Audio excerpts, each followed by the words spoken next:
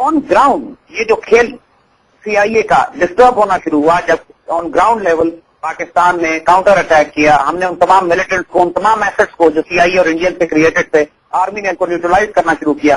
फिर मुंबई का ड्रामा होता है जिसमें आर्मी और एयरफोर्स हुकूमत की मर्जी के बगैर अपने आप को डिप्लॉय करती है। यानी यहाँ पे बहुत वाज़ेह तफावुन नजर आया था कि किस तरह पाकिस्तान एयरफोर्स ने कांस्टेंट एयर पेट्रोल किया लाहौर के ऊपर और कश्मीर में पाकिस्तान की सरहदों की हिफाजत की, फौज ने डिप्लॉयमेंट की। ये सारे काम हुकूमत ने हुक्म नहीं दिया था करने के लिए, ये फौज अपने तौर पर कर रही थी। सही। तीसरा एक बहुत बड़ा तफादुम जो जरदारी साहब में और फौज में बिल्ड हुआ था वो गवर्नर अवैध गनी पे था, जो NWFT के गवर्नर है। इंतहाई शरीफ, मुहज़्ज़ब, गैरतमंद पश्तून अफसर हैं, एक गवर्नर हैं और आला तरीन साफ सुथरे किरदार के, और पूरे फ्रंटियर को जो पाकिस्तान की नेशनल सिक्योरिटी पॉलिसी है उसको गवर्नर अवैध गनी संभाले हुए। और अमेरिकन और जरदारी साहब उनको हटाने की सरतोड़ कोशिश कर रहे हैं पिछले तकरीबन 1 साल से। और इस मामले पर भी फौज ने पूरा अपना जोर गवर्नर अवैध गनी के हक में डाला कि अगर गवर्नर अवैध गनी को हटाकर वहां सलमान ताकीर जैसा कोई शख्स मुसल्लत कर दिया जाए तो फिर तो वाकई फ्रंटियर हमारे हाथ से निकल जाएगा। मैं आपको एक बात बताता चलूं ज़ाहिद भाई, आई नो अवैध गनी साहब, उनको मैं 2000 से जानता हूं, 2000 से, और मैंने उनकी पर्सनालिटी को बड़े करीब से देखा। He is actually one of those people जिन्होंने, बड़े शरीफ इंसान, बड़े फकीर टाइप इंसान है और बड़े सीधे साधे स्ट्रेट फॉरवर्ड इंसान है, और वो बड़ी पाकिस्तान से मोहब्बत करते, बड़े पेट्रियाटिक नेशनलिस्ट किस्म के इंसान है।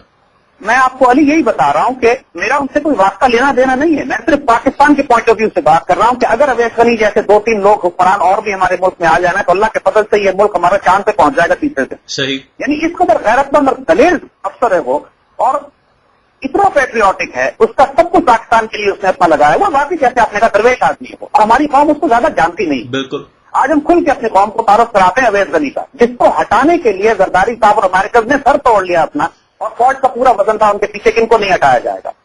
तो ये सारे इश्यूज थे जो एक एक करके आर्मी और जरदारी साहब का जो कल्ट था, जो इन्होंने 4-5 लोग अपने गिर्द मुसल्लत अपॉइंट किए हुए थे, CIA अपॉइंटेड, इनमें एक तफादुम ऊपर के लेवल पर भी हो रहा था। जब ऑन ग्राउंड लेवल पर CIA और ISI टकरा रही थी तो ऊपर के लेवल के ऊपर जरदारी और जियानी साहब का भी तफादुम और ISI का तफादुम भी था, क्योंकि ये सारी वो पॉलिसीज इंप्लीमेंट कर रहे थे जिनसे पाकिस्तान की नेशनल सिक्योरिटी कॉम्प्रोमाइज हो रही थी। सही। और आर्मी और ISI इसको रिजेक्ट कर रही थी। तो पहली मर्तबा अब आर्मी ने चंद बातों को डिसीजन ले लिया है। पहला फैसला आर्मी ने यह किया है कि साहब हम मिलिट्री को करके फौज पर, हुकूमत पर कब्जा नहीं करेंगे, और ये बहुत बड़ा फैसला है इनका।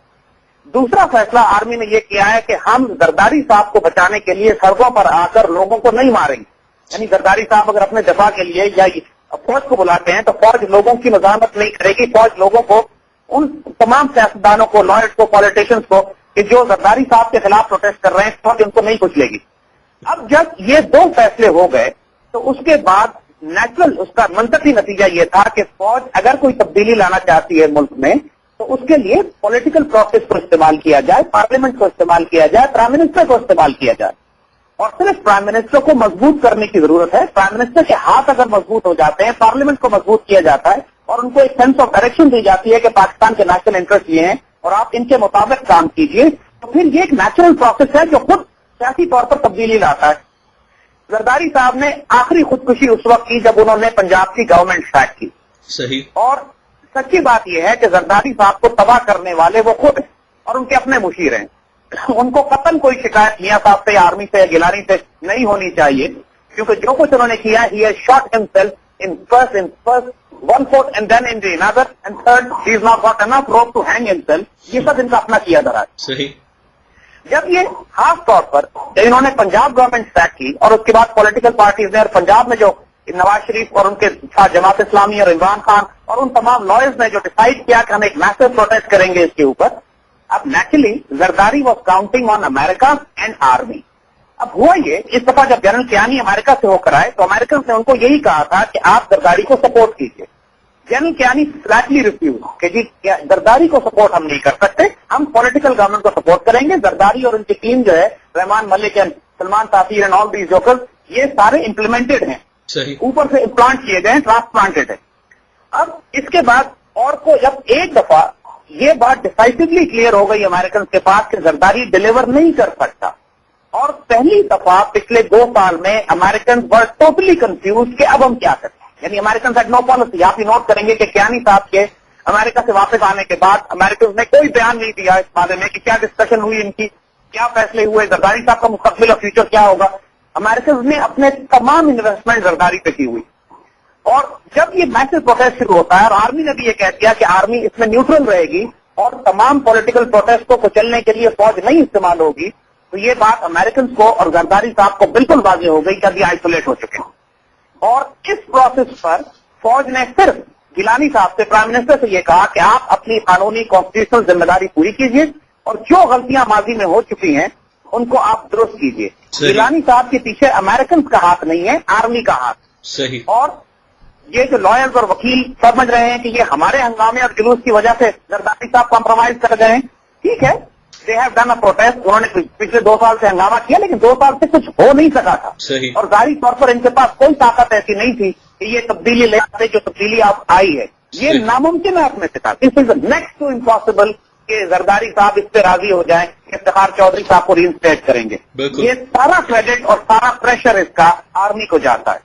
آرمی نے گیلانی صاحب کو حوصلہ دیا ہے. یہ گیلانی صاحب نے جتنے بڑے بڑے فیصلے کیے ہیں وہ صرف پروٹیسٹ, لائرز کے پروٹیسٹ کے لانگ مارچ کی وجہ سے نہیں کیے ہیں. We have to see the reality of the event as they are developing. اس وقت آرمی نے ساتھ دیا ہے اپوزیشن کا, آرمی نے ساتھ دیا ہے سول سوسائٹی کا, آرمی نے ساتھ دیا ہے لائرز کا, اور آرمی نے اپنا وزن ڈالا ہے رول آف لا کی طرف, جو کہ بہت پازیٹو ڈیولپمنٹ ہے. صحیح. انہوں نے, آرمی نے اگر چاہتی سناریو ایسا بلڈ ہو گیا تھا کہ ٹیک اوور کرنا کوئی ایشو ہی نہیں تھا, لیکن all credit goes to General Kayani ہے کہ he took his stand, he took a legal moral high ground, اور انہوں نے سارا کام پرائم منسٹر سے کروایا. اور اب ایک جو غیر معمولی بات اب شروع ہوتی ہے. دیکھیے, اصل کھیل, اصل امتحان اب شروع ہوا ہے. بنیادی طور پر ابھی بہت بڑے بڑے اسٹیپس ہیں جو لینے باقی ہیں. مثال کے طور پر پنجاب کی گورنمنٹ کو ری انسٹیٹ ہونا ہے, مثال کے طور پر سلمان تاخیر کو یہاں سے ریموو ہونا ہے, مثال کے طور پر رحمان ملک صاحب کو بہت ساری باتوں کا جواب دینا ہے. زید بھائی میں آپ کو, وہ جو تمام ٹرانسپلانٹڈ لوگ ہیں جو بات کیا ہے, زید بھائی میں آپ کو ایک سیکنڈ کے لیے روکوں گا. ٹرانسپلانٹڈ لوگوں کی جگہ, کیونکہ میرے پاس کچھ انفارمیشن ہے جو میں کل میری گفتگو کچھ ہوئی تھی سورسز میں جو کہ پرائم منسٹر ہاؤس کے بڑے قریب ہیں. انہوں نے مجھے یہ بتایا کہ جو گورنمنٹ ری انسٹیٹ, پنجاب گورنمنٹ کو ری انسٹیٹ کرنے کا تو فیصلہ ان پرنسپل لے لیا گیا ہے, اور وہ جو ہے بائی ابھی آج جو ہے یا کل صبح تک انشاءاللہ سپریم کورٹ جو ہے وہ اپنے پریویس آرڈر کے اوپر اسٹے آرڈر دے گی, اور آٹومیٹکلی جو شہباز شریف صاحب ہیں وہ بن جائیں گے چیف منسٹر پنجاب کے, ان کی کیبنٹ بھی ری انسٹیٹ ہو جائے گی. جہاں تک سلمان تاثیر صاحب کا ان کی جگہ پہ فرینڈلی پی پی پی گورنر کی بات ہو رہی ہے, اور کچھ نام بھی زیر بحث ہیں, تو میں نے کہا میں آپ کو اسے بھی اپنے سامعین کو اپڈیٹ کرتا چلوں. جی فرمائیے گا. مگر علی جو اصل امتحان ہوگا چیف جسٹس کا, دیکھیے چیف جسٹس کے پیچھے قوم نے 2 سال لگائے ہیں, بہت روپیہ پیسہ خون خرچ ہوا اس کے اوپر. صحیح. ان چیف جسٹس کو اب قوم کے توقعات پر پورا اترنا ہے. لوگوں نے بہت زیادہ توقعات وابستہ کر دی ہیں ان کے ساتھ, اور سچی بات یہ ہے کہ مجھے خوف ہے کہ یہ ان توقعات کو پورا نہیں کر سکیں گے. کیونکہ دیکھیے, انصاف ایک فرد نہیں دیتا ہے, انصاف ایک نظام دیتا ہے. یہ جو نظام ہمارے ملک میں بنا ہوا ہے, یہ سیشنز کورٹ کا, ہائی کورٹ کا, سپریم کورٹ کا, یہ انگریزی نظام, یہ پولیس کچہری, وکیل, پورے ملک میں ہم سب کو پتا ہے, مندے نہیں ہے, ہمیں معلوم ہے کہ سب سے زیادہ ظلم اس ملک میں عدالتی نظام میں ہوتا ہے. جھوٹے مقدمات قائم کیے جاتے ہیں, وکیل بڑے بڑے قاتلوں, ڈاکوؤں, چوروں کو پیسے لے کے بری کروا دیتے ہیں, بے گناہ لوگ 20-20 سال جیلوں میں رہتے ہیں. یہ سسٹم کرپٹ ہے. ایک شخص کس طرح اس پورے سسٹم کو تبدیل کرے گا؟